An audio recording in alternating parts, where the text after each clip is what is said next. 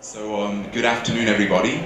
My name is Dominic Mellor, and I work for the Asian Development Bank.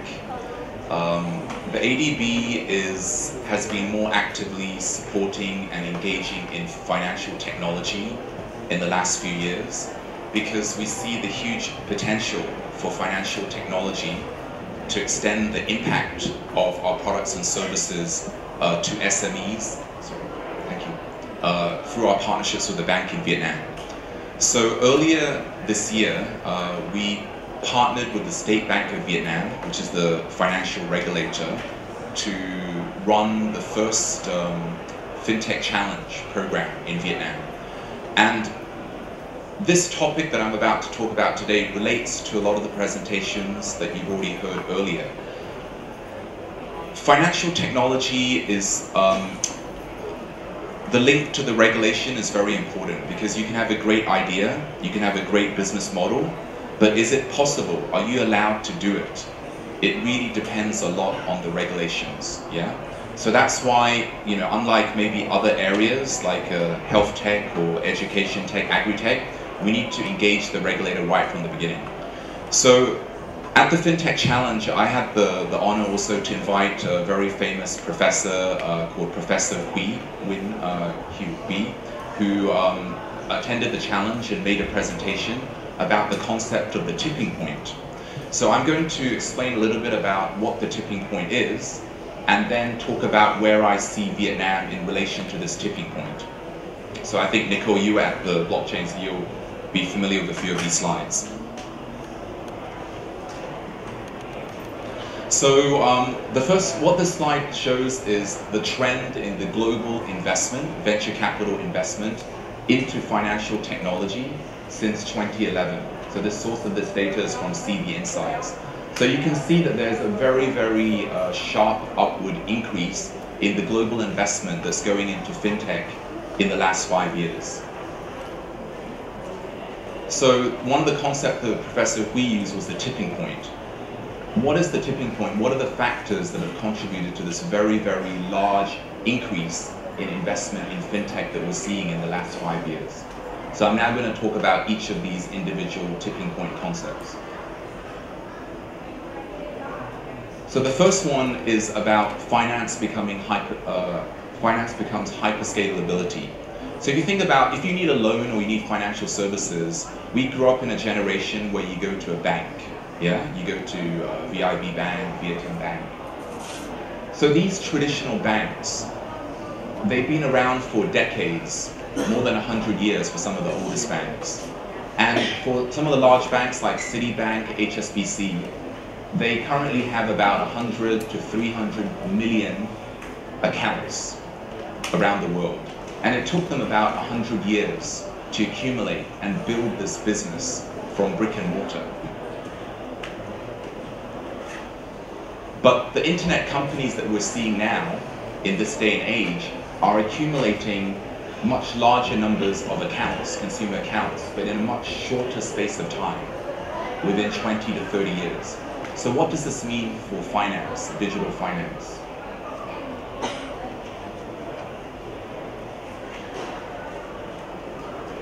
So you can see that increasingly, a lot of these internet companies that have this large customer client base, they're also now leveraging those networks to expand into providing digital financial services, including payments, accounts, lending. And you can see that it's crazy how fast these new companies are building client base in just the space of 10 to 20 years that traditional banks have taken almost 100 years to build. So that's what we mean by hyperscalability. So if I bring all that data now onto one single chart, you can see the strong contrast between the old economy, the traditional banks, and the new internet companies and the new digital finance. So this is one of the factors that's contributing to what we call the tipping point. And this is Alibaba. They started up their financial service arm called Ant Financial, which broke recently into a top 10 global bank. Okay, so you can see that all the banks around them, Goldman Sachs, Santander, Bank of China, they've been around for decades. But just in the space of a few years, Alibaba has created a financial service provider on the scale of these companies by leveraging digital finance and internet. The second trend that Professor Huy talked about was around unbundling to bundling. So what do we mean by unbundling? So banks traditionally provide all services, right? So if you look at the typical services provided by a bank, if you want to go to a bank, you can borrow. If you want to invest, the bank can help you to invest. They provide other banking services around foreign exchange, remittances, payments. But what we're seeing the trend in the last 10 years around the world is an unbundling. So you're getting a lot more competition within each of these verticals of new companies starting that are eating away at the traditional banks and providing more competitive, more cost-effective solutions in but very, very niche areas around to access finance, invest, bank, and payments. So my father's from the UK, and one of the examples that Professor Huy gave was the example of Resolute, which was a fintech startup that started out in the UK a few years ago. When Resolute first started, their basic business model was very, very simple. They wanted to provide a service. When I go abroad and I make a payment with my credit card, I don't know what exchange rate the bank is using. Yeah, and then later, sometimes I check my credit card bill, and I find out the exchange rate was really bad. So they made a profit not from the fee, but from the exchange rate. But the point is, I don't really know how much I'm paying the banks. So the basic premise of Resolute is to be transparent in providing, so that as a consumer, when I make a payment using digital banking services, I know what I pay. But they started off very specifically just around payments and overseas, like a virtual credit card. And they've created a huge client database now. And now they're starting to go into other areas like insurance. They started issuing their own cryptocurrency, like a cashback service. And recently they were valued at $1.7 billion just in 33 months after launching. So again, this is an example of how these fintechs, they start by just focusing on a very, very niche area and unbundling basic banking services, and then they start to bundle again and become competitive in other areas. The third factor about the banks, how are banks reacting? If you'd be scared, right, if you're a bank and you see all these fintechs that are becoming very competitive, they're just eating away at your traditional business.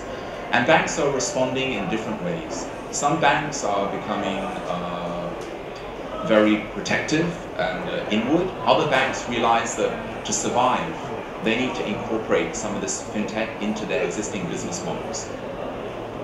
So you can see that a lot of the investment that is going into fintechs are coming from the traditional banking industry. So this is a graph that shows the number of investments by traditional high street banks into fintech solutions over the last 5 years, which is increasing dramatically. And this is another example of a fintech called Kenshaw. Kenshaw is a technology company that came out of Cambridge in the USA. And it's basically a data analytics solution an AI solution that can help you to answer complex questions by just typing into a simple Google interface. So you could say something like, what would happen to cement prices if there was a storm in Vietnam in 2013? Before this technology, you would need to hire a consultancy company or hire Bloomberg to do research to analyze this information. But now you can type into a very basic information and it crunches a lot of numbers and gives you an answer. So a very powerful application within the financial industry. So back in 2014, Goldman Sachs invested in this company. And just very recently, in 2018, earlier this year, Standard & Poor's invested $500 million in this company. So this shows that even for the very traditional financial institutions you find on Wall Street, they are becoming more and more open to investing in third-party companies rather than trying to build everything themselves. They're trying to collaborate. The other trend that we're seeing within the banking industry is that more and more banks are investing in their own personnel. Banks employ thousands of people, and many of these people they may lose their jobs or need to be retrained because of the impact of technology on the industry. So banks are now investing a lot in personnel to cope with this very disruptive technology that's changing the whole industry. And what this graph shows here, this is a graph about DBS in Singapore that shows how much they invest in their digital banking arm on the left and what they invest in their traditional arm. So often people think of fintech as a way of cutting costs. Actually, what this graph shows is no, they've invested more into digital banking than they have into traditional banking, but their investment in digital banking has significantly increased their income and profit. So the bank's investing in fintech not just to cut costs, but ultimately to generate better returns for their investors. So now to Vietnam, and earlier I mentioned about the unbundling concept. We're seeing this now also in Vietnam, although at an earlier stage. But first, in terms of overall investment, and this data is from Nguyen Huy report that was published earlier this year. When you ask a lot of fintechs around the world about where do you want to go, if you could expand into a new geographic area, what are the top 3 geographic locations that you want to invest in? 92% of investors in fintechs mention ASEAN. So it's a very, very hot region, and you can see that reflected from the graph here. Compounded annual rate of increase in VC, we're reaching that tipping point in Southeast Asia because people see the huge potential to bank the unbanked in this region. So in terms of Vietnam, last year we did an ecosystem mapping of the fintech ecosystem in Vietnam, which is a little bit outdated now. At the time we counted around 60 fintechs. More recently, ENY has counted 77, and we're recently updating this ecosystem mapping, and there now could be almost 100, but we're very certain that there are over 80. And you can see that the fintechs are in a broad range of different verticals, but the vast majority are in the payment space. So if you look at the density of types of fintechs, Vietnam, almost 50% of the fintechs in Vietnam are in the payment space, which is a much higher density than in other areas. So some of the other topics we talked about today, like blockchain, AI, they're emerging areas, but still low density. So again, I mentioned earlier about how are banks responding around the world to this disruptive factor, and Vietnam is no different. Vietnamese banks are now having to respond, and to respond by developing their corporate strategies. So, first of all, the regulator themselves, the State Bank of Vietnam, is now getting very serious about trying to promote financial innovation in Vietnam, specifically for financial inclusion. So they set up the first FinTech Steering Committee, and they've prioritized these 5 areas that they believe have very high potential for promoting financial inclusion. So eKYC is using biometric data for electronic know your customer.